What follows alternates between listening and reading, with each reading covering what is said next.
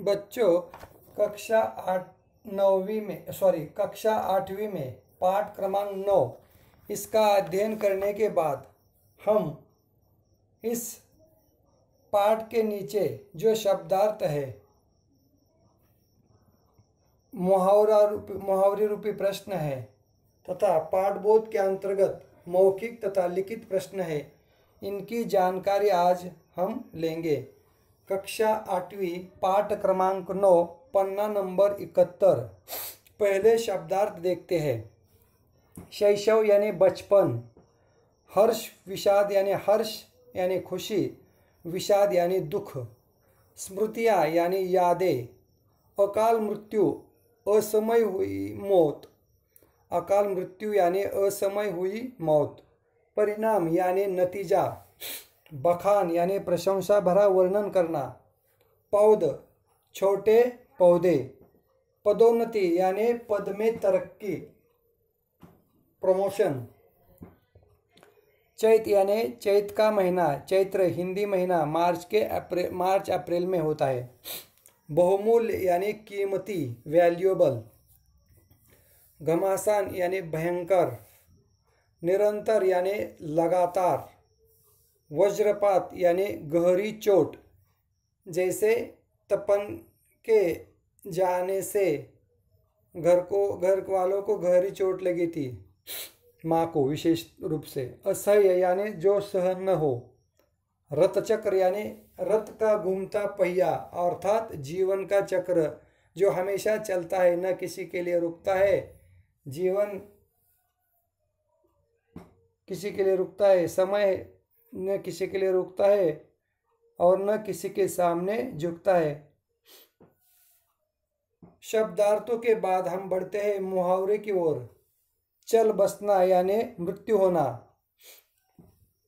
जीतू के पिताजी की अचानक मृत्यु हो गई। रास न आना, अच्छा न लगना।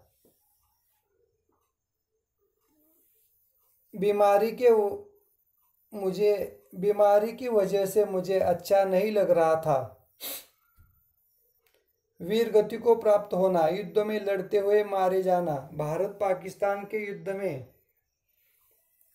हमारे बड़े भैया की मौत हो गई। भारत पाकिस्तान के युद्ध में कई सैनिक वीर गति को प्राप्त करते हैं। चल बसना यानी मृत्यु होना, अचानक मृत्यु होना, पिताजी की अचानक मृत्यु हो गई। रास न यानी अच्छा न लगना, बीमारी की वजह से रास न आना। इस तरह से शब्दार्थ मुहावरे के बाद हम बढ़ते हैं पाठ बोध रूपी प्रश्नों की ओर। इन प्रश्नों के उत्तर दे। कहानी में मैं शब्द का प्रयोग किसके लिए हुआ है? कहानी में मैं शब्द का प्रयोग लेखक हिमांशु जोशी के लिए हुआ है। हिमांशु जोशी यानी इस पाठ के लेखक। बड़े भैया ने जीतू से क्या कहा? बड़े भैया ने जीतू से कहा कि शाम को जब खेत से लौट रहे थे तो बड़े भैया बोले, जीतू मैं पढ़ने अल्मोड़ा जाऊं तो तू घर का काम देख लेगा। यानी बड़े भैया ने जीतू से कहा कि मैं पढ़ने के लिए अल्मोड़ा जा रहा हूं तो घर का काम तू देख लेगा। ग बड़े भाई की अनुपस्थिति में छोटा भाई गांव में क्या क्या करता था? बड़े भाई की अनुपस्थिति में छोटा भाई स्कूल जाता था, घर का, दुकान का, खेतों का काम भी देखता था, खाली समय में पढ़ता और एक के बाद एक सीढ़ी पर पार करता चला गया। कभी एक भी पैसा व्यर्थ में खर्च करते हुए मुझे किसी ने नहीं देखा था। यानी बड़े भाई के अनुपस्थिति में छोटा भाई काम करता था, जैसे स्कूल जाना, घर का, दुकान का, खेत का काम देखना, समय मिलते ही पढ़ाई करना और पैसे व्यर्थ न खर्च करना। इस तरह से छोटे छोटे काम बड़े भाई के अनुपस्थिति में छोटा भाई करता था। बड़े भैया की मृत्यु कैसे हो गई? बड़े भैया की मृत्यु युद्ध में लड़ते हो गई। जैसे मेजर तपन कुमार ढाका के पास ही बड़े भाई यानी मेजर तपन कुमार ढाका के पास ही किसी मोर्चे पर शत्रु से लड़ते हुए वीर गति को प्राप्त हो गए। बड़े भैया की मृत्यु कैसे हुई? बड़े भैया की मृत्यु यानी मेजर तपन कुमार ढाका के पास ही किसी मोर्चे पर शत्रु से लड़ते हुए वीरगति को प्राप्त हो गए। आगे, रथचक्र शब्द से लेखक का क्या तात्पर्य है? रथचक्र शब्द से लेखक का तात्पर्य, लेखक हिमांशु जोशी जी का तात्पर्य कि वो कहते हैं कि जीवन का चक्र, रथचक्र यानी जीवन का चक्र, जीवन का एक पहिया न किसी के लिए रुकता है, वो अपना बस घूमता ही रहता है, चलते रहता है। जैसे इस पाठ में दूर कुछ गड्ढे और चमक रहे हैं जिन्हें अम्मा ने इन जाड़ों में खुदवाया था, जिन पर पौधे अब मुझे रोपने हैं। जैसे बड़े भैया और उसके पिताजी ने भी गड्ढे खोदे थे, उसमें बाबा ने पौधे लगाए और उसके बाद बड़े भैया तो नहीं, अब अम्मा ने कुछ गड्ढे खोदे, उसमें मुझे अब पौधे लगाने। जैसे दूर कुछ गड्ढे और चमक रहे हैं जिन्हें अम्मा ने इन जाड़ों में खुदवाया था, जिन पर पौधे अब मुझे रोपने हैं। बाबा तथा बड़े भैया ने फलों के जो वृक्ष लगाए थे उनका क्या हुआ? बाबा तथा बड़े भैया ने फलों के जो वृक्ष लगाए थे उसमें अम्मा ने पौधे लगाए और उसके बाद अम्मा ने कुछ गड्ढे खोदे थे, अब मुझे उसमें पौधे लगाने हैं।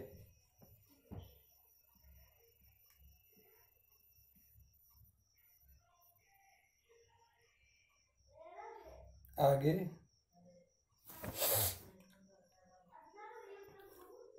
जिन पर पौधे अब मुझे रोपने हैं, इन शब्दों द्वारा लेखक का क्या कहना है? जिन पर पौधे अब मुझे रोपने हैं, इन शब्दों द्वारा लेखक का यह कहना है कि रथचक्र यानी रथ का घूमता पहिया अर्थात जीवन चक्र, यह किसी के लिए रुकता है न रुकेगा। जैसे पिताजी ने कुछ गड्ढे खोदे थे, उसमें बाबा जी ने रोपे लगाया और कहा था मेरे बच्चे इसे खाएंगे। इसके बाद बाबा के चले जाने के बाद अम्मा ने कुछ गड्ढे खुदवाए थे, अब उसमें मुझे रोप लगाना है। इसी तरह जीवन का यह चक्र है जो चलता रहेगा। बस इस जिम्मेदारियों को अच्छी तरह से निभाकर हमें आगे बढ़ना है। इसीलिए कहा गया है कि जिन पर पौधे अब मुझे रोपने हैं, इन शब्दों द्वारा लेखक का कहना है कि दूर कुछ गड्ढे और चमक रहे हैं जिन्हें अम्मा ने जाड़ों में खुदवाया है, जिन पर पौधे अब मुझे रोपने हैं। जैसे पिताजी ने जो गड्ढे खोदे थे उसमें बाबा ने पेड़ पौधे लगाए थे, बड़े भैया ने लगाए थे छुट्टियों में आने के बाद। उसके बाद इस पर अब मुझे पौधे रोपने हैं। आगे का प्रश्न, लेखक ने कहानी का नाम रथचक्र रखा है, क्या यह नाम उपयुक्त है? अपने विचार लिखे। लेखक हिमांशु जोशी जी ने इस कहानी का नाम रथचक्र रखा है। रथचक्र यानी घूमता हुआ पहिया, घूमता हुआ पहिया यानी जीवन चक्र, ये हमेशा गतिशील रहता है। जैसे हमारे त्रिरंगे झंडे में भी एक अशोक चक्र है, वो भी हमेशा हमें गतिशीलता यानी गति का वो प्रतीक है। उसी प्रकार जीवन का भी चक्र ये घूमता हुआ पहिया अर्थात जीवन का चक्र है, ये हमेशा चलता रहेगा। एक के बाद एक व्यक्ति आएंगे और अपना जो करते हुए है निभाकर आगे चलेंगे। बिल्कुल उसी प्रकार रथचक्र इस पाठ का नाम रखने का हिमांशु जोशी जी ने कहा है कि वो कहते हैं जीवन का ये रथचक्र पहिया न किसी के लिए रुकेगा और न आज तक रुका है। आगे, कहानी के अनुसार सही कथन पर और गलत पर लगाए। कहानी के अनुसार सही कथन पर सही टिक लगाया और गलत विधान पर गलत टिक लगाए। जैसे put on correct and put right tick on correct and wrong on incorrect statement. जैसे